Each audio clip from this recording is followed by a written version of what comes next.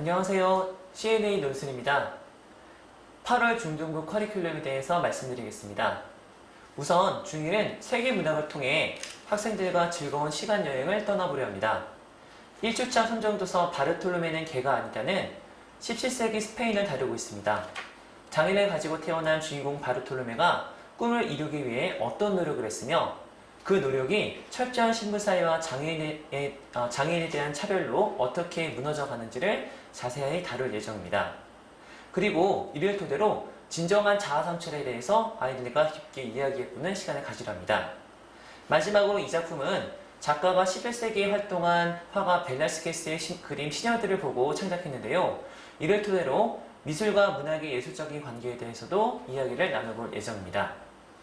그리고 2주차 선정도서 지킬박사 하이드는 아마 많은 분들이 뮤지컬이나 영화, 연극 등으로 접해봤을 작품입니다. 이 작품은 빅토리아 여왕이 영국을 지배했던 19세기를 배경으로 하고 있습니다. 이중 인격의 대명사로 유명한 지킬박사 하이드, 대부분의 분들이 알고 계시듯이 이 둘은 동일 인물입니다. 그러나 이 둘은 성격이나 가치관, 외모 등이 모든 것이 정반대입니다. 어떻게 작가는 한 인물 안에 이렇게 상반되는 사람들을 넣을 수 있었을까요? 작가의 상상력을 따라가서 인간이 욕망을 철저하게 방해했던 그 시대에 대해서 알아보겠습니다. 그리고 이를 토대로 이성과 욕망, 그리고 선과 악의 관계에 대해서도 깊은 이야기를 나눠볼 예정입니다. 3주차 선정도서는 변신입니다. 변신은 산업화로 인해 획일화된 사회 구조가 확정된 20세기 초반을 배경으로 삼고 있습니다. 사실 인간이 아닌 존재로 변신한 이야기는 그리스 신화나 오비디우스의 변신 이야기 등을 통해서 이미 많이 진행되어 왔습니다.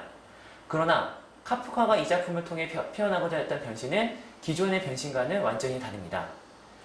주인공은 아무 이유도 없이 그저 어느 날 갑자기 거대한 벌레로 변신합니다.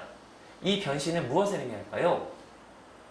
카프카가 구현한 평범한 인물의 변신을 통해 20세기를 대표하는 문학사조인 부조리 문학에 대해서 알아보고 부조리의 현실 속에서 사회와 인간의 관계가 어떤지를 조명해 보려고 합니다.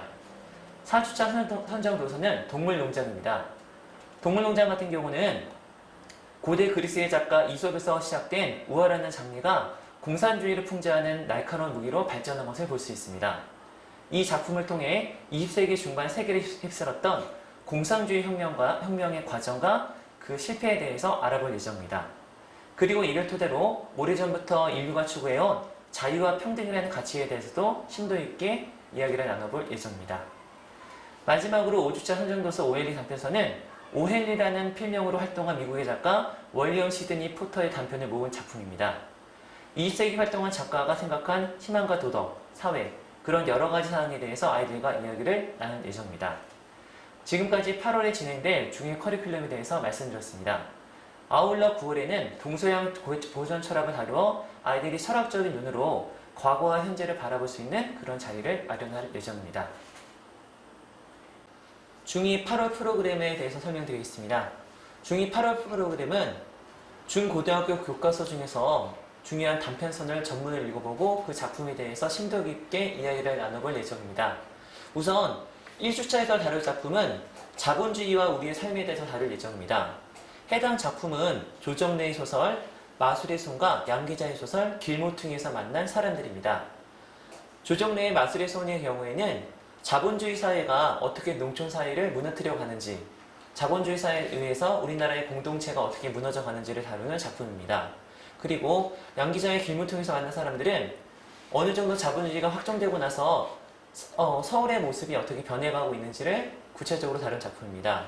이 작품들을 통해서 운명의 혜택에 가려진 자본주의의 부작용에 대해서 이야기해보고 과연 자본주의에서 시작된 물질 만능주의의 한계점은 무엇인지에 대해서 이야기를 나눠볼 예정입니다. 2주차의 선정 도서는 모두 다 시대와 가치관이라는 주제로 연결되어 있습니다. 해당 작품은 정광용의 껍빗단이와 채만숙의 칠숙입니다. 껍빗단이 같은 경우는 일제강점기부터 6.25 때까지 권력에게 야구했던 한 인물의 모습을 통해서 지식인의 책무에 대해서 이야기해볼 예정입니다. 그리고 채만식의 칠숙 같은 경우는 일제강점기에 자신의 뜻을 이루지 못한 나약한 지식인의 모습을 통해서 사회의 모습과 지식인의 관계에 대해서 이야기를 나눠볼 예정입니다.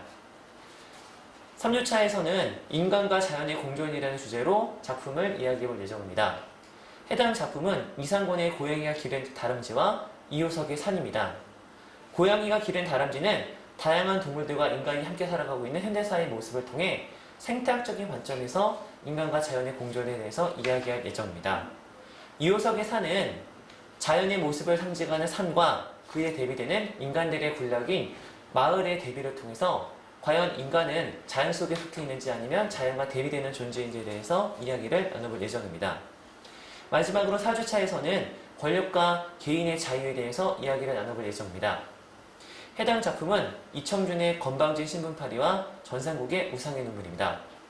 건방진 신분파리 같은 경우는 자신만의 어조로 신문에 대해서 이야기하는 한 신문파리가 신문사가 폐가 나게 됨으로써 일자리를 잃게 되는 과정을 통해 권력이 언론을 어느 정도까지 탄압할 수 있는지에 대해서 이야기를 나눠볼 예정입니다. 그리고 우상의 눈물은 한 문제아가 반 선생님들과 아이들의 어떤 강요에 의해서 원치 않게 변해가는 모습을 통해 전체주의가 가지고 올 수 있는 위험에 대해서 이야기를 해볼 예정입니다. 이상으로 8월 중2 학습계획서에 대해서 말씀드렸습니다. 8월 중3 학습계획서에 대해서 말씀드리겠습니다. 8월 학습계획서 같은 경우는 고등학교 교과서에서 많이 나오는 11개의 단편소설을 4개의 주제로 나눠서 이야기해볼 예정입니다. 1주차에서는 사랑에 대해서 이야기를 나눌 예정입니다. 수록 작품은 나도양의 물레방아와 이효석의 풀립 그리고 서영은의 먼 그대입니다. 세 작품 모두 다 사랑에 대한 다양한 관점을 보여주고 있습니다. 나도양의 물레방아 같은 경우는 1920년대에 일제강점기 시대에 일어났던 인간의 욕망과 질투에 대해서 이것을 사랑의 관점에서 다룰 예정입니다. 그리고 이효석의 풀립 같은 경우는 유명한 소설가와 그리고 유명하지 않은 음악가의 사람을 통해서 세상의 비판과 세상의 편견으로부터 자유로워지는 두 남녀의 사랑을 통해 사랑의 본질에 대해서 이야기 나눠볼 예정입니다. 그리고 서영은의 먼 그대 같은 경우는 유부남을 사랑하고 있는 한 노처녀의 모습을 통해서 사랑의 진정성 그리고 사랑의 절대성이 무엇인지에 대해서 이야기를 나눠볼 예정입니다. 2주차의 선정도서는 한국 문학의 특징과 연관하여 세 작품을 준비했습니다. 첫 번째 작품은 김도균의 배따라기이고 두 번째 작품은 이효석의 메밀꽃 필 무렵이고 세 번째는 김동기의 역마입니다.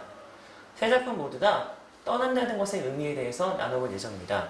떠난다는 것, 우리 한국 문학에서는 주인공들이 작품의 갈등이 끝남과 동시에 떠나는 경우가 많은데요. 이 작품에서도 주인공들이 각자 자신이 살던 고향 혹은 자신이 살던 거처를 떠나는 과정이 나옵니다.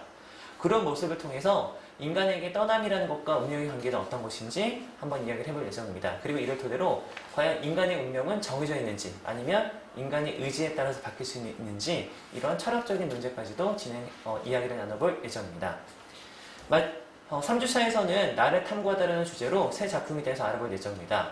첫 번째 작품은 워낙 유명한 작품 이상의 날개, 두 번째 작품은 김승옥의 무진기행, 마지막 작품은 박완서의 겨울 나들이입니다. 이상의 날개 같은 경우는 시대에 인정받지 못하는 천재 예술가의 모습을 통해서 천재의 자아에 대해서 이야기를 나눠볼 예정입니다. 그리고 김승옥의 무진기행 같은 경우는 서울에서 무진이라는 곳으로 잠시 여행으로 온 한 남자의 모습을 통해서 그 사람이 생각하는 진정한 사람 그리고 그 사람이 생각하는 인간성에 대해서 이야기를 나눠볼 예정입니다. 마지막으로 박원서의 겨울 나들이 같은 경우는 중년 여성의 여행을 통해서 우리 사회에서 여성으로 살아간다는 것의 의미가 무엇인지 그것에 대해서 이야기를 나눠볼 예정입니다. 이를 통해 자아의 정체성과 타자와의 관계를 이야기를 나눠볼 예정입니다. 마지막으로 4주차에서는 고향을 읽다라는 주제로 작품을 이야기할 예정입니다. 수록 작품은 현징원의 고향과 이유철의 타령입니다. 현징원의 고향 같은 경우는 동해안 척식 주식회사를 통해서 일제강점기 때 우리 농촌이 어떻게 피폐해냈고 이를 통해서 많은 사람들이 고향을 잃어가고 있는 상실감에 대해서 이야기를 나눠볼 예정입니다. 그리고 이호철의 타령 같은 경우는 부두 노동자로 일했던 작가의 전체적인 이야기가 담겨있는 작품인데요. 이 작품을 통해서 노동자들이 자신의 고향을 떠날 수밖에 없는 부조리한 현실에 대해서 이야기를 나눠볼 예정입니다. 이를 통해서 현대사에서 고양이라는 것의 의미가 무엇이고 그리고 고양이 인간에게 어떤 위로와 위안을 줄 수 있는지에 대해서 이야기를 나눠볼 예정입니다. 이상으로 중3 8월 학습계획서에서 말씀드렸습니다. 감사합니다.